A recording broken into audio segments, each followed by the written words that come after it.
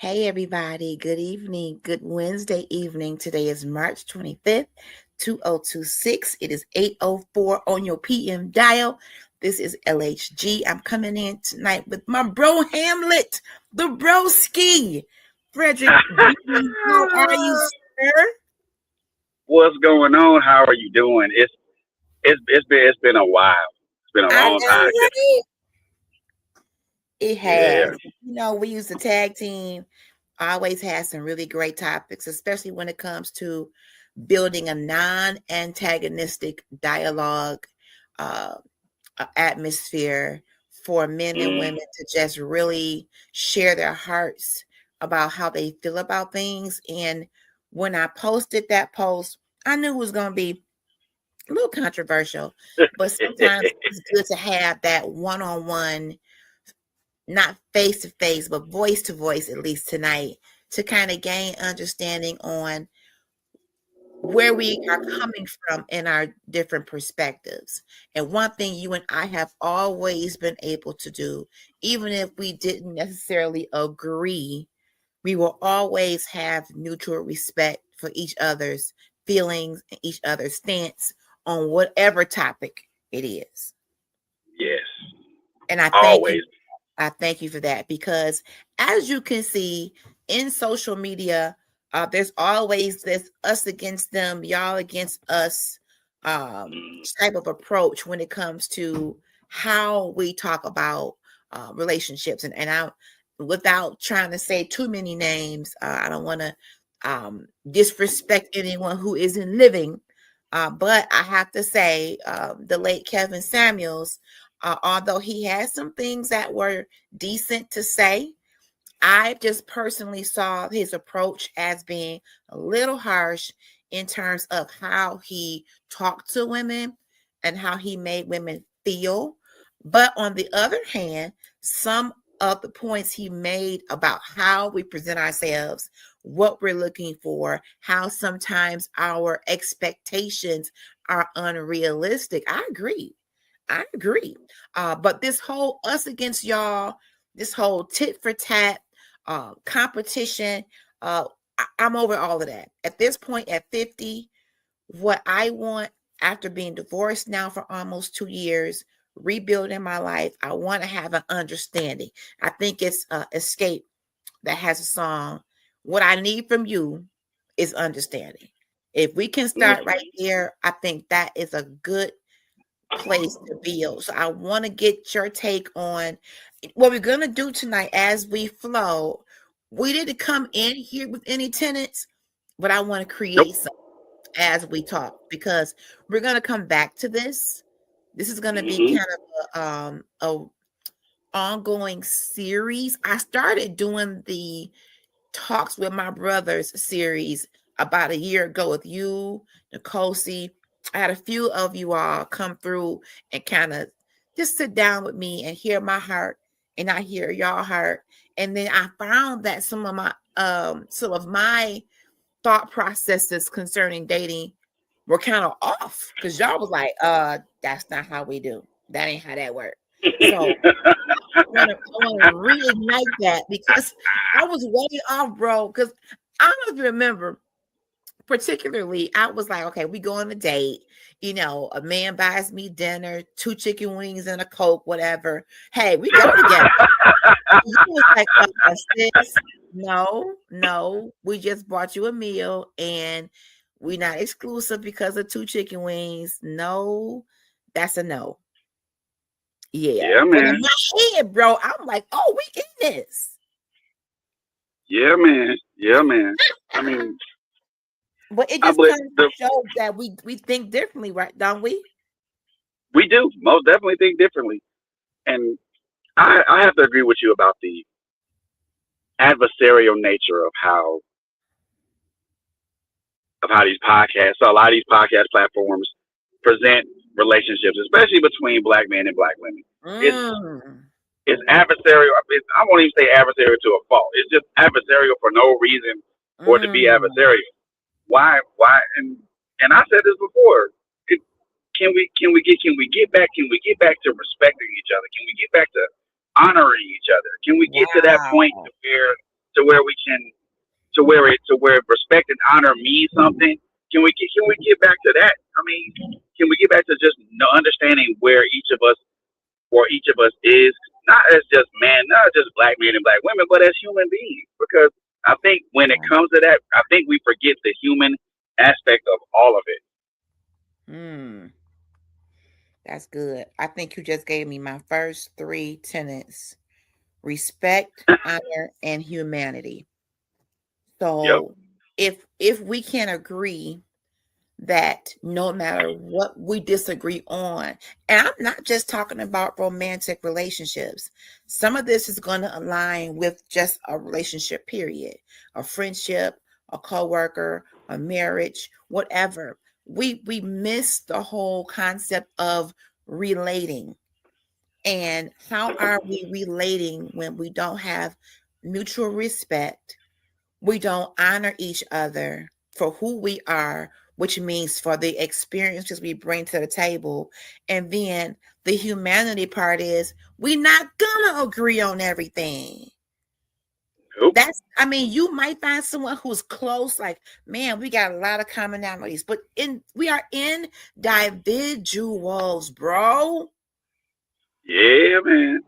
So I'm that's important right there. That's an important thing that you mentioned. Yes. And the other thing I want to say, in order to have a relationship, you need to be relational. Oh, come on with it. You need to be relational, which means you need to be approachable. I mean, of course, if you're having a bad day, then someone's going to detect that and try and probably step off or not say anything. But if you ain't having a bad day, if you're having a bad day, and this goes for both men and women, what I'm about to say, if you're having a bad day, if you're not having a bad day, then you shouldn't be having a resting bitch face. Oh wait. If you want to have conversations with folks, learn to be conversational. If you want to have relations with folks, learn to be relational. And I'm not talking about the relationships that start with fiery lawns. I'm talking about the ones that start with conversation. The fiery lawns get you in trouble, bro. Yeah. You want to have a relationship with somebody, be relational, be approachable, just be someone that's open to a diverse conversation. Because everybody ain't gonna share your beliefs. Everybody's not gonna share your thought process. Everybody's not going to share your perspectives or how you see things. That's why we're called individuals, because each one of us has something different. That's good. I think you hit something on the head when you said we're individuals and we all really have our own thought process. So when you go into a conversation, I think you have to look at your intent. Is my intent or intention to prove them wrong and me right? If that's the ultimate reason why you're conversing, then that might be a problem. So maybe we got to, first of all, in the whole respect factor, check our motives. The communication process should be to learn. There should be some giving and some receiving in terms of I can learn from you, you can learn from me. But if you're ultimately going into it, unless you are a lawyer and you are arguing a case, that's one thing. That's a job. That's a career. But in conversation, especially with somebody who you feel they're worth conversing with and you like them or love them, your objective cannot be, I'm going in here to prove they're right, well, they're wrong, and I'm right. And I have to admit that in my marriage, I felt that way a lot. First of all, let me back up. I also felt, let me put this on the table, and I don't know how it's going to come out, but I'm just going to put it out here. I think it's important that you marry someone, date someone, court someone, then marry someone that you feel is intellectually your match.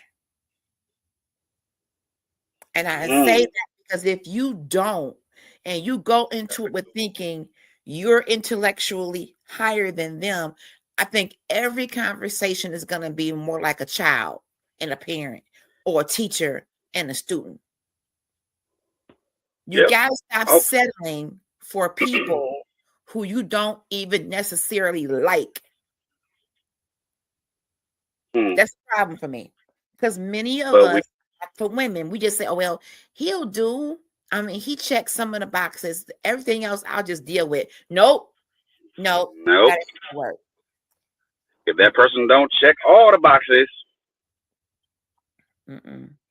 or at least I mean, every last one. Boxes. Are your boxes reasonable? Have a Tanya Thomas. Hey, sister, thank you for coming through.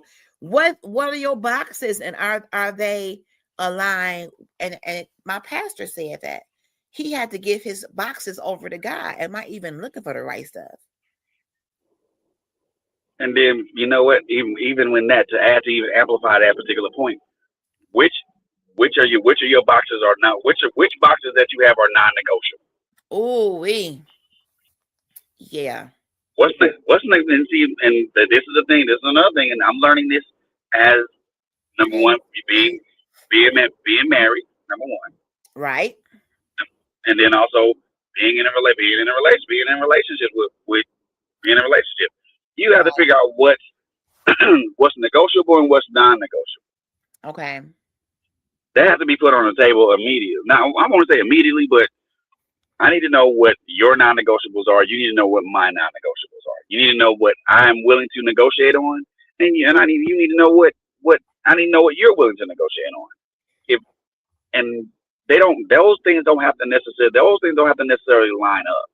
Okay. They don't, because my negotiables are going to be different from your non-negotiables, and vice versa. Okay. But I need to know what you got, what you're willing to negotiate on, and what you're not willing to negotiate on. Because then that gives me some breathing room to make adjustments, to make adjustments to that. If this is a non-negotiable for you, then okay, I know off rip that's not going down, period. But then if you're willing to come to the table and talk, and then we can have dialogue and say, hey, well, maybe I know this is something that you may be on the fence about, but can we meet halfway on it? Is there a point where we can meet halfway on it? And so that way it makes things better for both of us, not just for you, because relationships aren't just beneficial. They're relationships, to me, at least, romantic ones, are not beneficial to one gender. I agree. We make it like that sometimes. We have that happy wife, happy life. No, I hate that. I mean, that might sound crazy because I'm a woman, but I don't subscribe to that. I don't think to just make a woman happy and not be happy. But guess what, sis? That's something that's been that particular phrase has been what a lot of men and a lot of women who are married have went by for ages now. But now, as you look at that diversity of relationships, but also you look at how and what's the way I want to put this? You look at how both men and women treat each other in relationships. You say now folks say happy spouse, happy house, and spouse could be male or female. Absolutely. But let's go back a little bit, because I want to kind of set some framework. First of all, welcome those of you who are in the comments. Leonard Reed, thank you for being such an avid supporter of CCN. I appreciate you. And to my sister LaTanya Thomas, who we go back a few years. Great to see you in the comments. And for those of you who are tuning in, this whole discussion stemmed from, let me set the framework, a post that I made. And you know how you see memes and different things and you share them, and they may mean one thing to one person and something else to another. So it says something like, when a woman pays her bills alone, men become less and less attractive. And my response was like, ask me how I know. So, and at face value, it may seem like, well, is she a gold digger? Is everything about money?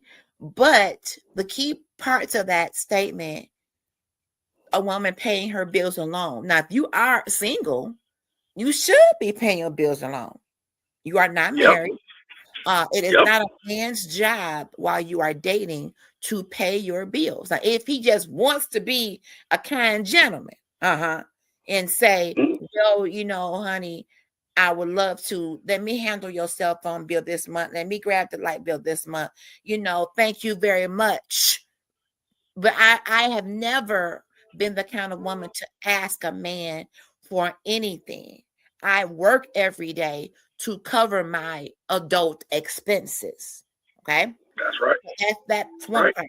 But having that's right. house, having been married, having been the breadwinner, having had the load on me, having had to make decisions, having had to be the sole provider or the head of household, which ain't what God designed me to be. I'm supposed to be the helpmeet, but having had to keep that role in a home, having had to be that leader at work, having had to raise a child by myself, you know, with my family, but because of how I am wired and my experiences, when I saw that post, it hit home for me because in hindsight, being outside of that marriage and now starting over, yeah, if I'm going to go down, I could do bad by myself.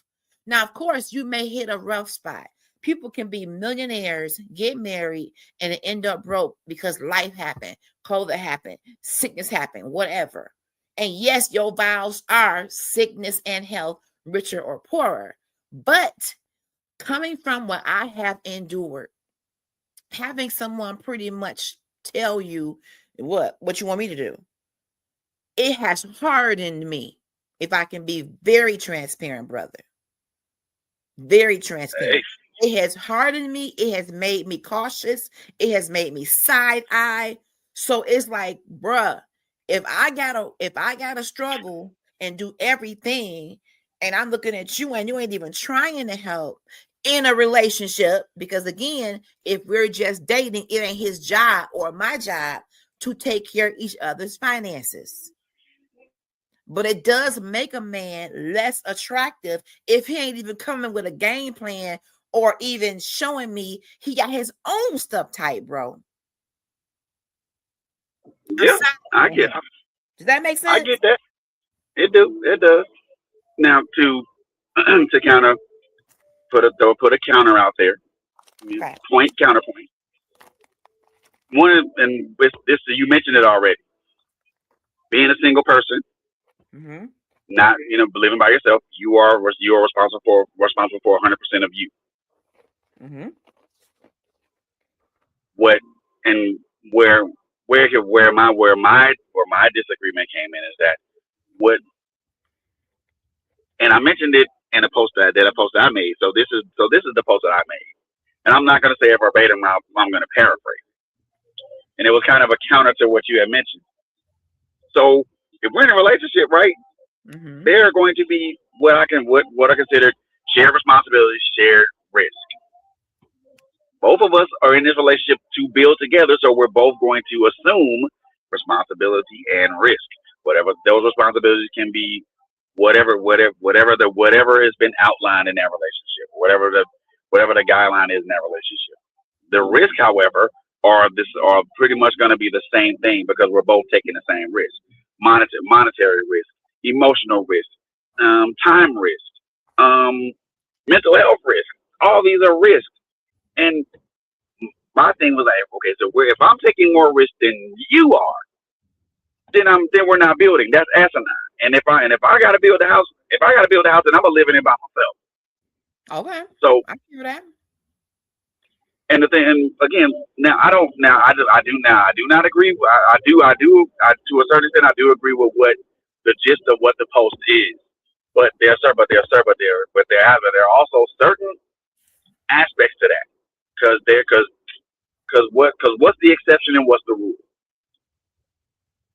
Because that's going to be the question I ask. What's the exception? What's the rule? Who's the exception and who's the rule? Because if a woman is looking at a dude and she paying all the bills and all that, she's paying all her own bills. Is she expecting help from the person that she's dating? And that was going to be what I asked you, because when you posted that about shared risk, I'm thinking, well, are you married? Because I feel like sometimes in dating, we share a little bit too much. Why are we? And I have to put myself out there. I did it. I did that. Before I even got married, I assumed a financial risk for my, at that point, fiance, boyfriend, whatever you want to call it, to try to free up some of his funds to put toward a vehicle. Let me take this off of you so you can handle that. I don't think I should have did that. When you put yourself out there, you ain't even married, ain't even engaged. If you put yourself out there and start, quote unquote, assuming risks, they're going to expect you to keep that junk up, bro. Yeah, because the minute you assume a risk, the expectation is that you're going to continue to assume that risk. Right. And I can't speak for men, and you can speak to that, but for women, we seem to be the ones that assume too many too soon. Can you take me to work? Can I use your car? Can you do this?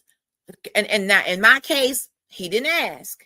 I did it on my own because I'm looking in the future. I want him to have A, B, and C. If I take this off his hands, I'm trying to be a quote unquote good woman. So the foundation of this part is, why are we assuming financial risk and we aren't husband and wife? It's becoming line. We putting cars in each other's names, and we paying bills, we buying houses, we living together. Why, bro? Why? This is what social media has put out there. This is what social media has put out there. If you're gonna date a woman, you're gonna be intentional with dating a woman. Then you're gonna pay the cost for it. Now, I think we both know that dating costs. We both know that. But social media. Tell me that. Well, first of all, dating costs money. That's one thing. Dating costs time. Dating costs emotional and mental investment, because you're putting both your mind now. And in some cases, if the relationship goes beyond just talking stage and all that, and the infatuation and puppy dog stage, then you kind of get to the physical stage. So then there's also physical investment. So there's investments in that. So dating does have a cost attached to it. And a lot of us as men and women, and I'm saying both men and women, get confused when the bill comes. Well, because when the bill comes, and now all that emotional investment, all that mental investment, the time, the physical investment, the monetary investment, all that is literally payable. And okay, well, put a bookmark right there. Who is responsible? I put it up on the screen. Who is responsible for those costs? Are we having enough conversation? We assume a lot of women preach this, and a lot of mothers teach this to their kids. That man should be paying for every date. If he wants you, he ought to be paying. So let's see. Now again, social media has kind of thrown that particular trope out the window. So my thing is this: if we both like each other, who cares? Who cares about who's paying for the date? Okay. Who cares about who's paying for the date? If we're both dating each other, with intentions to take this further than take it further, then who cares who's paying? Okay. Is it not based on who asks? It doesn't matter. If a man asks a woman out, I would like to take you to dinner. Now, if I'm asking you, then I'm paying. Because to me, that implies a couple things. Either I want to take you and pay, I want to take you and transport you. But there's some investment that he's saying he wants to make in order for this day to happen. So if If I'm asking, I'm paying. If I'm asking, I'm paying. Okay. If I'm asking, I'm paying. If the woman asks now, she got to come out of pocket because she asked. Most women think that if I ask you to go take you on a date, then the expectation is for the guy to still pay. No, sweetie, you are asking me on a date. I agree with that. So I mean, to answer your question more directly, it becomes payable to both the man and the woman because in that instance, whoever asks pays. Okay. And then also the other part of that answer to that question is it becomes, if it's emotional investment, if it's physical investment, if it's mental investment, if it's a time investment, if that becomes payable to both parties. Because both parties have an equal investment, don't you think? Why would it be so much on one person and not the other? But then again, it's what you allow, bro. That is true. But also social media hype the thing up so much that if you're a broken dusty dude, then you shouldn't be paying for nothing. Then you shouldn't be dating and all this stuff. Baby, I don't know no man that no man that I know or no man in the history of the world should be considered a dusty, because that's just, to me, that's just denigrating, and I don't like that. A very good point. Let's deal with that. Everybody in the room, broke and dusty. So the broke part is speaking of financial. So that means maybe he's not working, or he is working, but he doesn't have funds to date, because you just said dating costs, right? Right. So if you are a man, okay, and you have no room in your budget, I mean, your stuff is so tight, every single penny is accounted for. Should you be trying to date? If you are going to date, find ways to make it budget friendly. Such as, if you are gonna date, find ways to make it budget friendly. In other words, make it to where make it to where if you're spending money, you're gonna get the best bang for your buck. Now that's not saying, and I don't mean count pennies. I mean, if you're counting pennies, again, make it budget friendly. Make it to where it's not gonna harm your pocket. Okay. Well, you coffee dates are that Cheesecake Factory was a cheap place to go. Do you remember that video? I remember that. Well, the lady got picked up for one. The gentleman picked her up from the home, waiting for her after she was combing that little nappy braid for 2 hours. Picked her little trifling butt up, was taking her to the Cheesecake Factory, and she went live to humiliate her, saying, "Why would he take me to the Cheesecake Factory?" I was hurt for him because, for one, what's wrong with the Cheesecake Factory? I would have been okay with Coney Island. I just met you. Some women will say, and I'm not gonna say all. There are some women out here they'll say it's attached to a mall or something, or it's a franchise. I don't see the issue with that. Oh, so that would make it not so exclusive. So it has to be, Ruth Chris Steakhouse or Andiamo's, Italian cuisine or whatever to be first date worthy to someone. Ruth Chris. To her intention. Why are you doing this? Just to get some super duper surf and turf dinner, or are you here to engage and get to know someone? Because for me, I don't really care about the place per se. Of course, it should have some class. I ain't trying to be in nobody's backyard per se. But if you offered to take me out, you came and got me, so I ain't got to spend $5 a gallon in gas.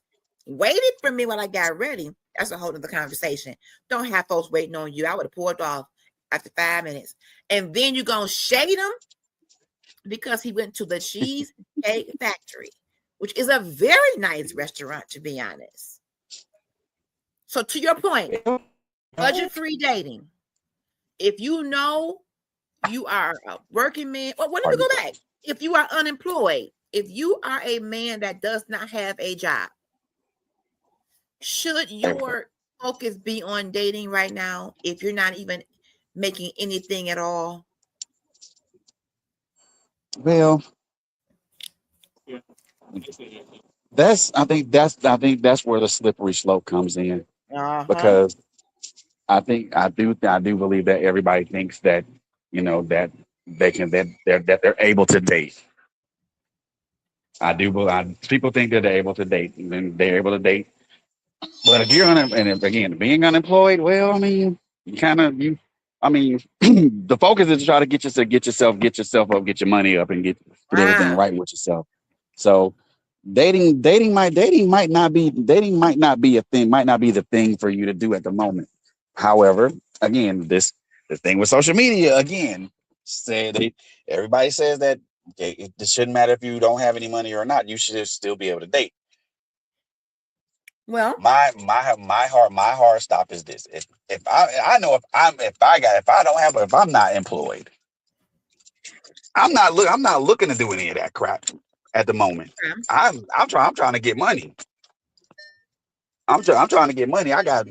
Damn I got a car. Well, I don't have a car note, but I got car insurance to pay for. I got maintenance upkeep for a car I got to pay. I got to take care of. I got gas to put in this thing.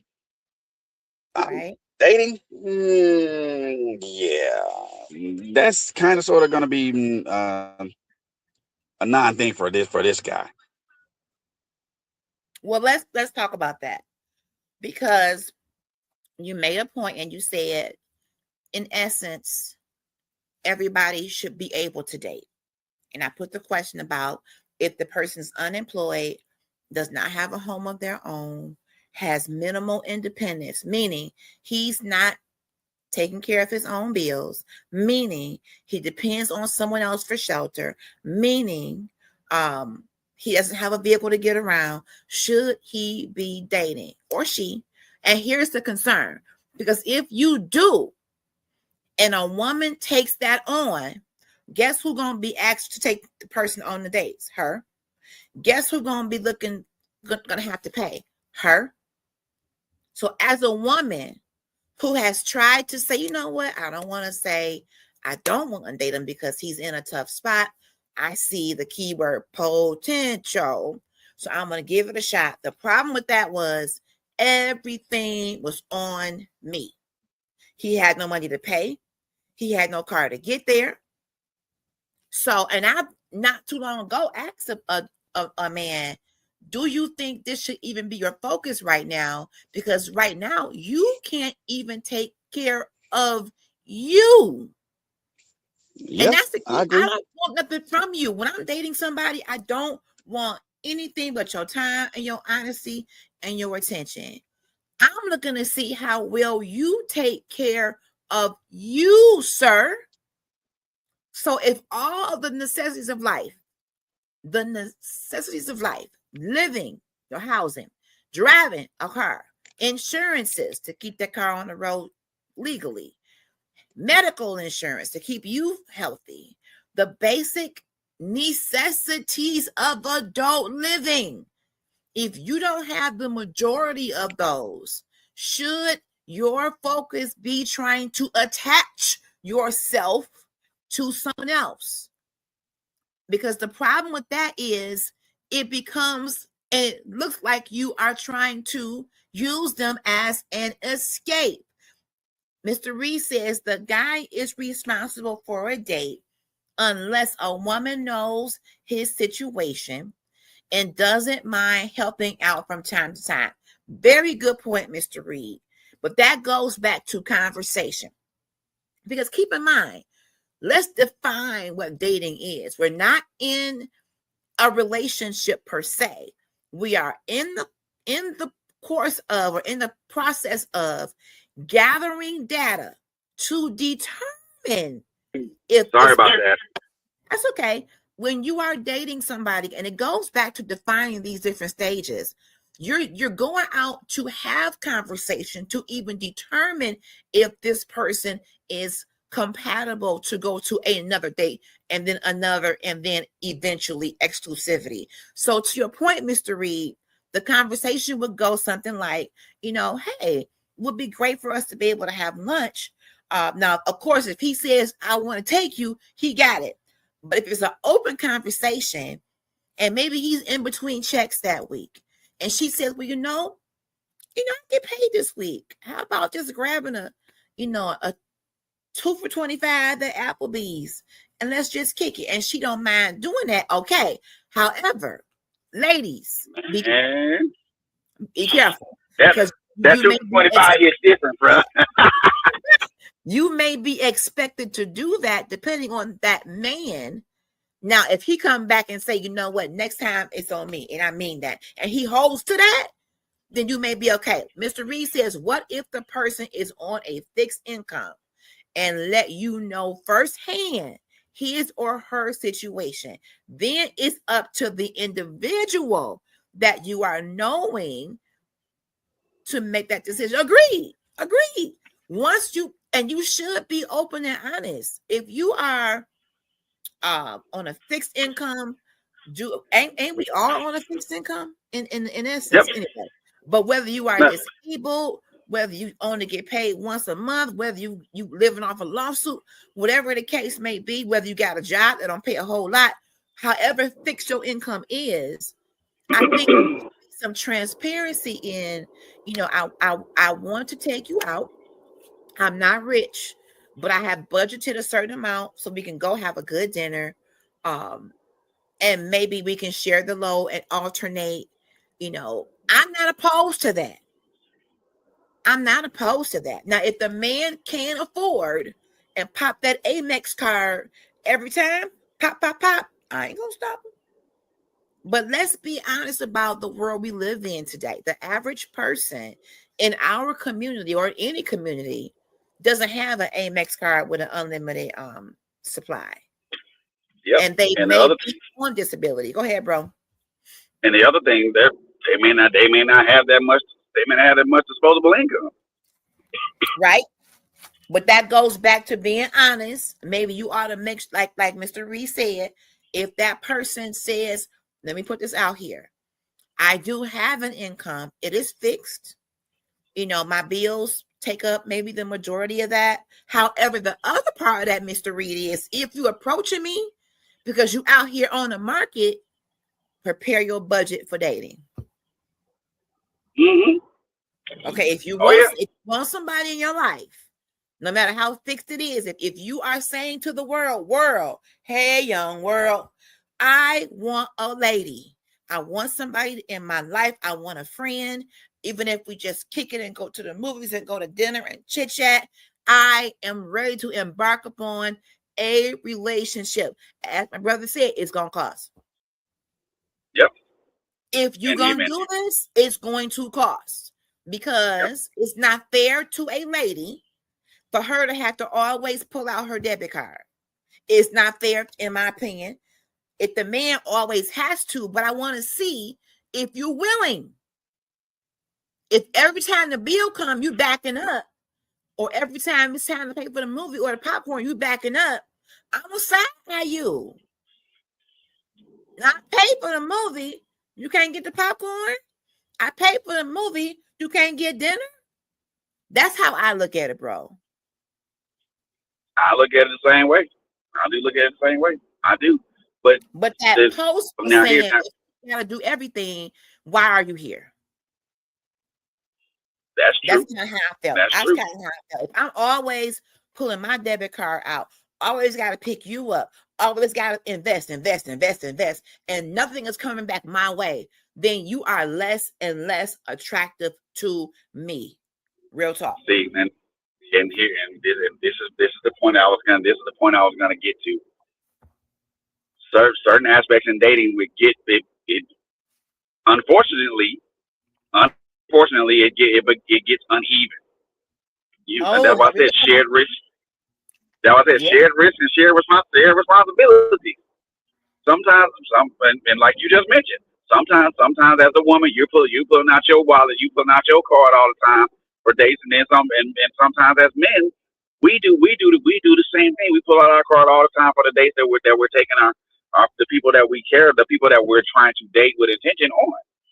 Okay. That when it becomes uneven like that, you already mentioned it. You already mentioned it. There's resentment there. Yes. There's resentment. If I'm coming out of my wallet every time we're doing something, Yes. And in 50% and half the time it's not. Half the time it ain't an idea I came up with. Yes. That becomes the issue. If I'm pulling out my wallet every time that you want to go, that we're doing something like maybe, Yes. and I use myself as an example right now.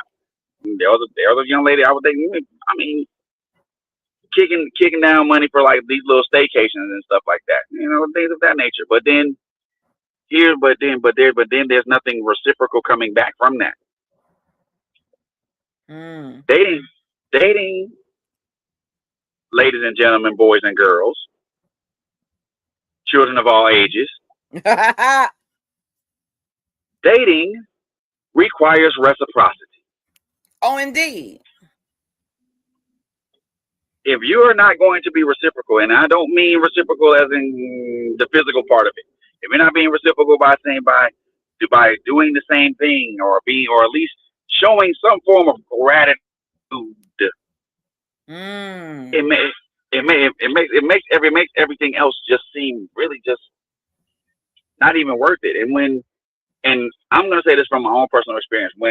If I'm doing all that and there's no reciprocity, and there's no gratitude, I don't want to date you. I don't want to date you. But we keep going though. We allow it. Let's sit there for a minute. How many times does that person have to show you that they're not reciprocating? We keep going back. Well, I didn't invest in them now. I love them. So now we keep giving. Okay, I'm gonna come get you. Okay, I'll pay for that. Okay, I'll take care of that. Okay, I'll take care of the hotel. Okay, I'll take care of that. How many times, if you keep accepting that and it's not a hard no, then you are perpetuating the behavior. This is the thing. If you're gonna take a stand, your no gotta mean no, I'm not doing that. But we don't do that. Nope.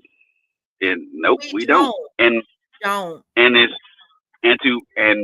again, like I mentioned earlier, to build means that both people are contributing to building the house. If I'm dating you and we've been on all these, we've been on like maybe 5 or 10 dates, and on the 11th date we decide that we want to make this thing exclusive. Then now we're making it exclusive. But those first 10 dates help set the foundation for the house to be built. Those first 10 days set the foundation for the house to be built. I mean, now if it's on solid ground. But my thing is, let me just say this: exclusivity is still not marriage. Right. Just because I am your woman and you are my man. See, sometimes we skip stages. We go into this building together stuff, and this is why folks shack and don't get married for 20 and 30 years. They move in together. They got all these bills together, kids together, all this togetherness, and you're not even husband and wife, and that man or woman can walk away at any moment and you stuck. Oh, yeah. So how do we go from, okay, we are a couple, and then we just fast forward into now our lives are so freaking intertwined, we can't tell you from me. You're right. You're so right. But now long-term relationships aren't marriage. I can tell. I think we both know that. But we long-term relationships aren't. I mean, we so dang on intertwined, and I'm talking about me too. Even before my ex-husband asked me to marry him, my everyday revolved around his everyday. What do you need? Where are you going? It was so meshed.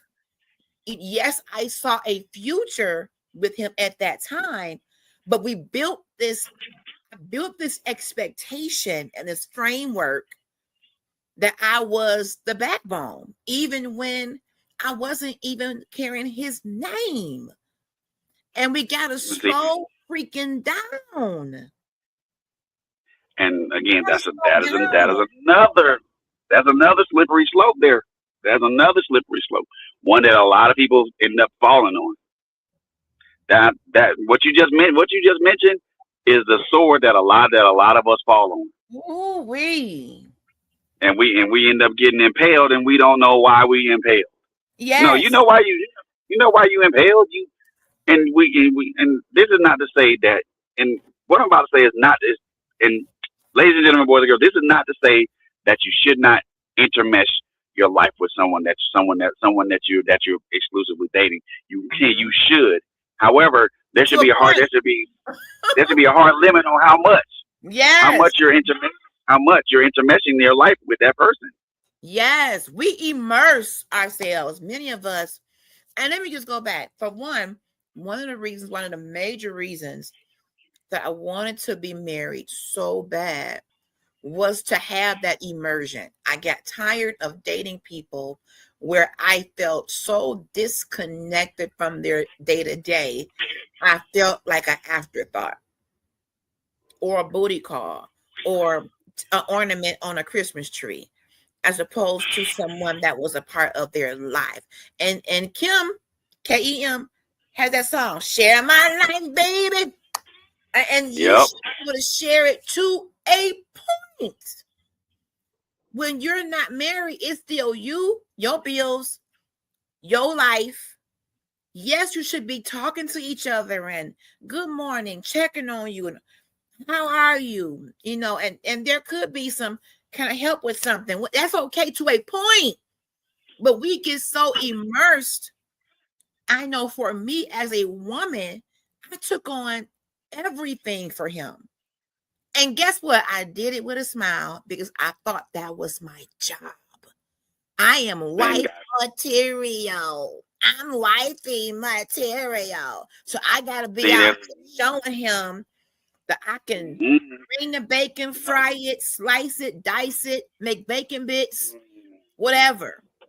But what I did was I showed him that I was willing to be his everything without that coming back to me. And that was the next years of my life.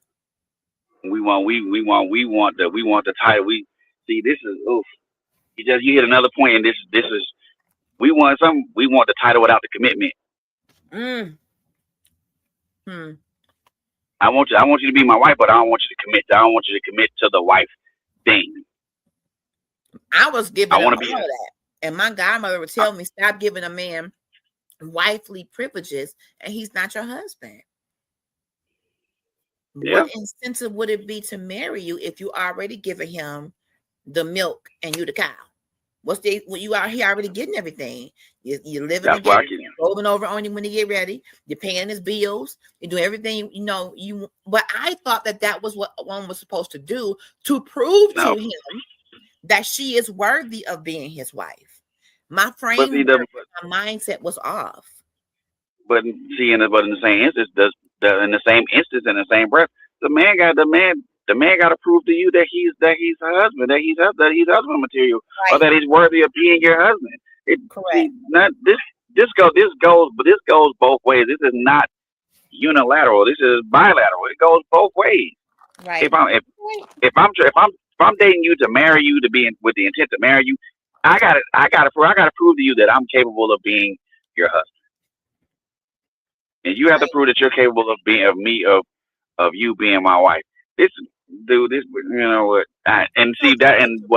Somebody, for a man to prove or to even show, I hate the word prove, but it kind of is, for him to exhibit behavior that will help her feel comfortable and secure, does it not start with, is he able to take care of him? Yep. Meaning, it starts with that. Husband, if he can't even be a man, does he have an apartment? Does he have a vehicle? Is he working?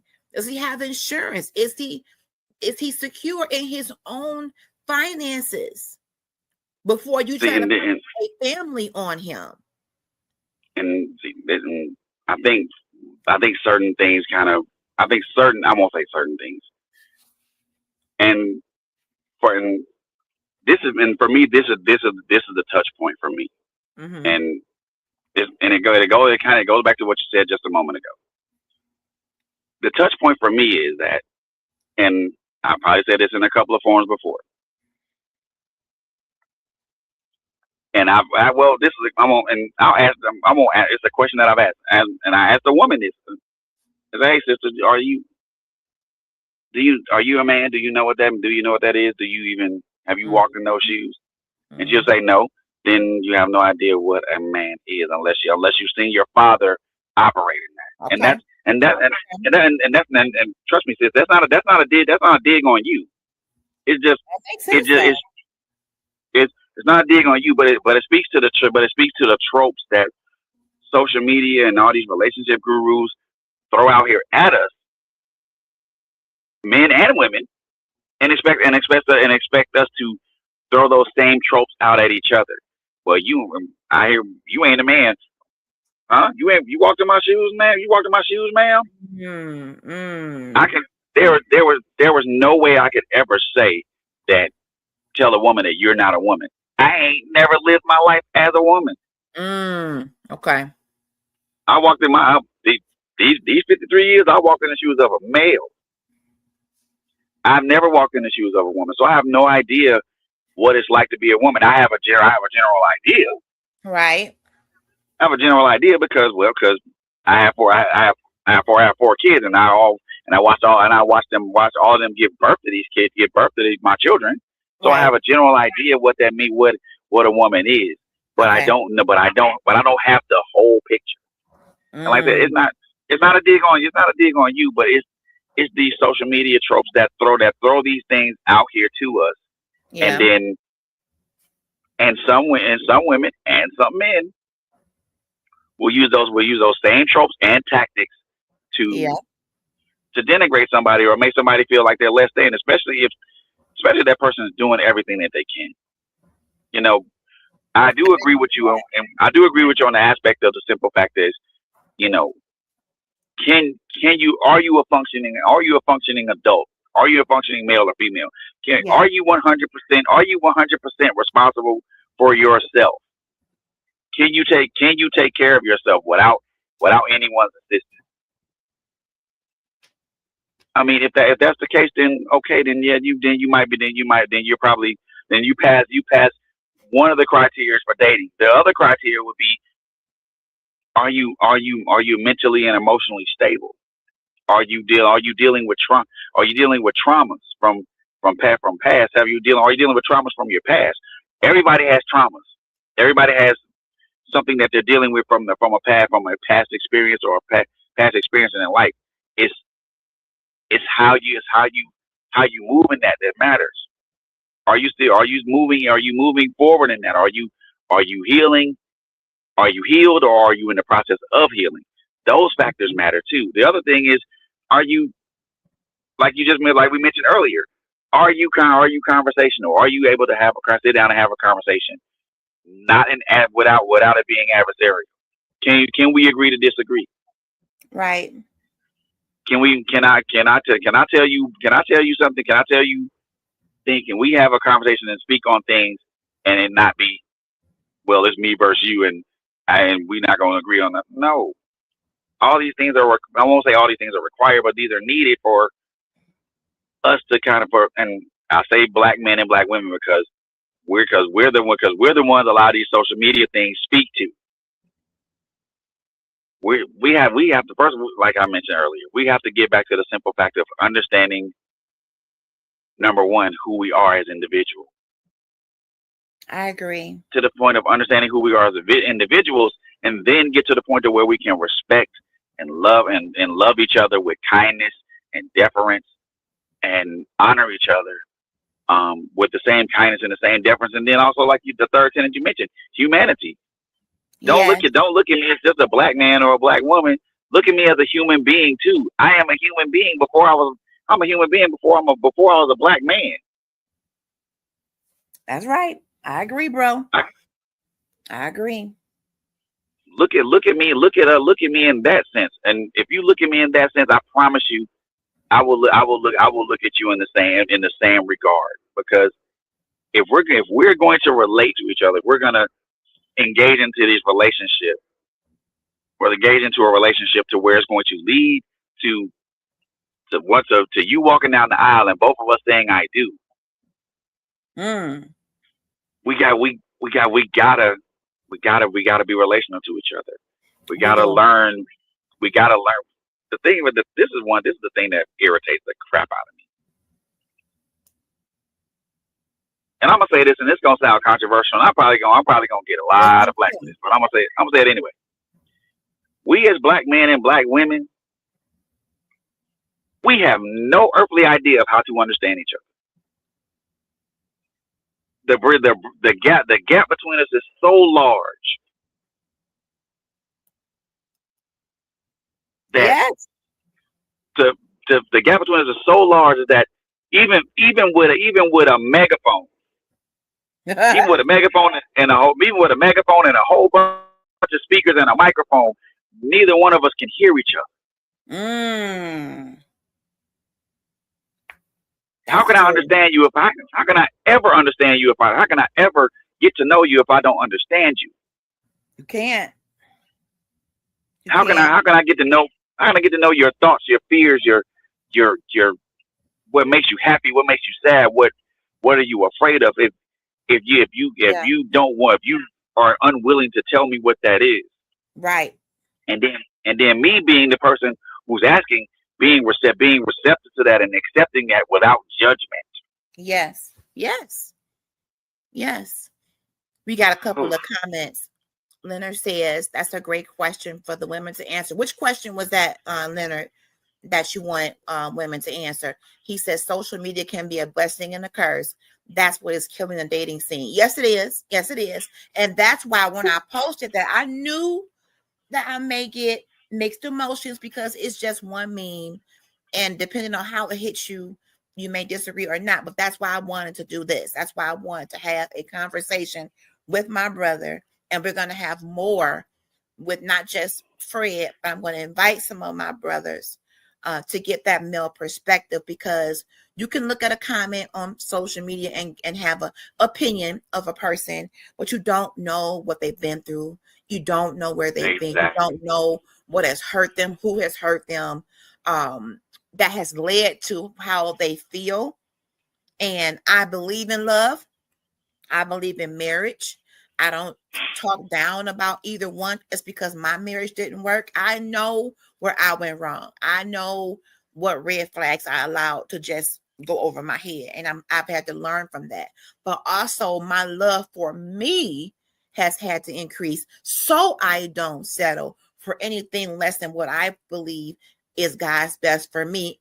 And I'm going to focus on me, on loving me, on building up my health, on building up my wealth, on building up my self-esteem, on building up, the things I want to do. He says the question about having an idea of what a good man is. It is a good question. We can only look at what we've been told a good man is. We can look at what you've been exposed to. We can look at the Bible and see what a man is supposed to be in the home in terms of being a father.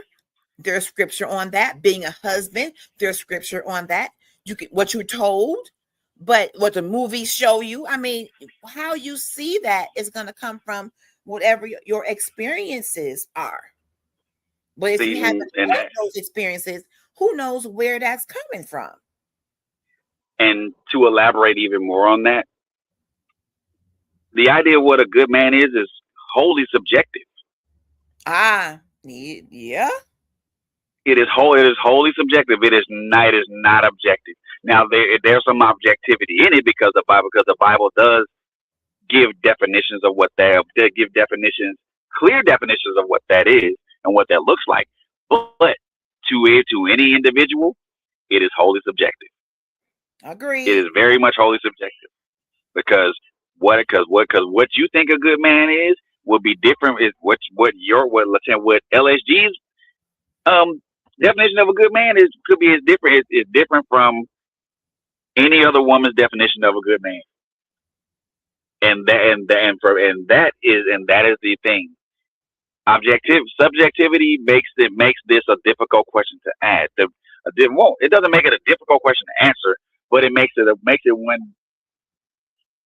question to answer based on perspectives, different perspectives. Because every man's gonna give a different answer. True. Very true. The answer I give is, again, it's gonna be based upon my personal experience and what I think and what I think of myself. True. I agree with that. Brother man, it's subjective with objectivity laced into it. Okay, we got a comment. Leonard says men and women need to open up about their true selves. Agreed. If you're looking for a true relationship, both sides need to open up on what they want in life and a friendship first, growing into a relationship. Yes, that all sounds wonderful, but can I be really honest? If two people ain't dated in a minute and they lonely and they want somebody real bad, that friendship ain't they gonna jump in the bed, or they're gonna be on the phone or on the phone because they want someone so bad. You shouldn't be able to talk to someone. But I'm telling you, I agree, Mr. Reed. But in my experience, when you just at a point where you just want somebody so bad, we don't allow a friendship to pursue or ensue, if that's the word. We jump right into I want you, you want me, and now here we go, and then we crash and burn. But let me answer that particular thing. It's also incumbent upon that person to understand what that is. If I'm dating someone and I know they ain't been dating somebody in a while, my thing is I'm gonna proceed with caution. Because I already know this person. I know this person ain't dated nobody in a while, and I know she might be on fire, and I know that if we start to hugging and all this stuff, and then next thing you know, clothes on the floor, and no, you gotta proceed with caution, because because if you don't proceed with caution, it'll ruin something. It'll ruin a friendship. And next thing you know, now there's apprehension. There's also there's regret. There's resentment, and now everything's all out of whack. And now what would have been a beautiful friendship now turned into something ugly and adversarial. So with people who haven't dated for a while, proceed with caution and understand, and know what you're getting in, know what you're getting into, because know what you're getting into. Because if y'all hugging on each other and all this stuff, and then next thing you know, clothes hit the floor. Next thing you know, both of y'all waking up next to each other, asking what the hell happened. And even if it doesn't get physical like that, it is very easy when you have been without someone or without the right someone for so long. Then when you meet somebody and you are clicking, vibing, it's like, oh my God, where have you been all my life? Sometimes the rules and the boundaries you think you're going to have go out the door because you just want this person to be with you and only you. And them rules and boundaries got to stay in place. They have to. And you have to stick to your guns. 90-day rule. We talk about that on my singles page. Stick to that. At least take the 90 days to say, are we even compatible to even date? Not exclusivity per se.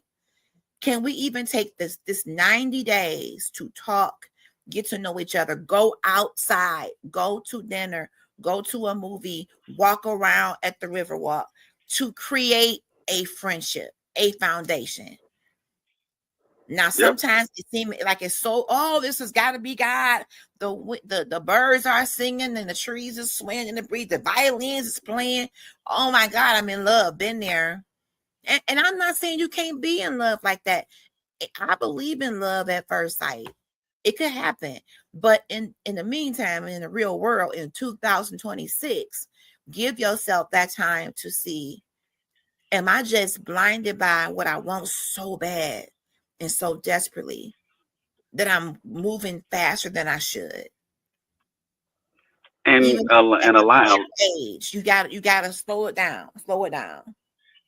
At this age, alignment is important. Oh, for real. At our big ages now, alignment is important. I agree. Can our lives align with each other? You know, our beliefs don't have to align with each other, but everything else has to. Are we? They always. I mean, everybody talks about the equally yoked thing. That's a concept that's cool and all, but what we've been talking about is that. What we've talked about this whole time is trying to determine if you are equally yoked in intelligence, in aspiration, in finance, in spirituality. It does kind of boil down to that. Yeah, but the way I look at it, everything doesn't have to be like spot on equal. In that instance, there should be room for variance. I mean, and I look at the equally yoked concept from the whole of an individual, not just the Bible's interpretation of it, because I look at it from the way I interpreted it is from the whole of a person, and none of us are going to come into a relationship quote unquote equally yoked, because there's variance. But then that goes to how you define it. I'm not looking for someone that's a clone of me. Equally yoked meaning, are you committed to God? Are you committed to yourself? Are you out here grinding? You don't have to have the same job, same favorite color, love Chinese food, love Fat Heartbeats, love color purple. I mean, are you at least, can we agree in the word of God from cover to cover on when it comes to life? Can we at least have a common ground where we're going to try to walk this Christian walk out as best we can day by day? That's what I feel equally yoked is. For example, if someone says, I want to wait until marriage to have sex, and you only agree to that, well, if that's what it takes to get to her. No, but you don't see the value in waiting for that. You only doing it because I asked you to do it. Come on now. At some point, you have to know it's going to get the best of you. Why are you agreeing to that? If this ain't your life, if you ain't walking with God on this level, why are we talking? And that's nefarious anyway. Now, that's nefarious, and that is, so I won't even say nefarious. That's freaking. So if someone told me that I'm gonna wait till marriage to have sex, and I say, okay, I agree with that. And I'll do that. But eventually, like you mentioned, my fiery Lord's gonna get the best of me. And so now I agreed to have sex with you based upon the condition that we get married. So it's under false pretenses. Yep, false pretenses, and also people say don't say so much to the person about what you want, but on the other end, you gotta say something, because I'm not sleeping with you. How is someone gonna know what you want if it's not mentioned? Exactly. At some point, you got to be able to say, but what I don't want a man to do, don't just say, sure, that's fine, just to appease me if you're not on that same path. That's what I mean by unequally yoked. If you're not saying, you know what, Latanya, I was going to say the same thing, because I'm also a Christian. I also believe, now I'm not perfect. I have a child and I wasn't married when I conceived her. But at this point in my life, I want to do this God's way. I don't want a man to agree to that just to get to me and appease me. I want him to want that life. I don't want him to just say, okay, sure, no problem. I don't want that. I'm tired of that. See, sure is just a quick way to end the argument or a discussion. Right. If I'm saying sure, that means I don't want to talk.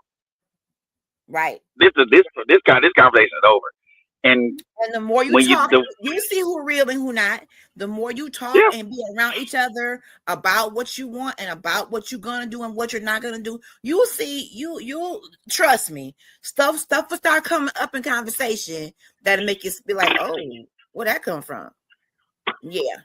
Mm-hmm. But see, here's the thing with this, and this is the thing with dating, and I'm pretty sure you'll agree. I'm pretty sure you'll agree with me with this one. the representative always pops up first before the real person reveals his as him or herself. Real talk. The representative is always present. So that person on their P's and Q's. Now, this is not to say that a person cannot be on their P's and Q's. This is not to say that a person can't be honest and true and as it pertains to letting someone know about dating.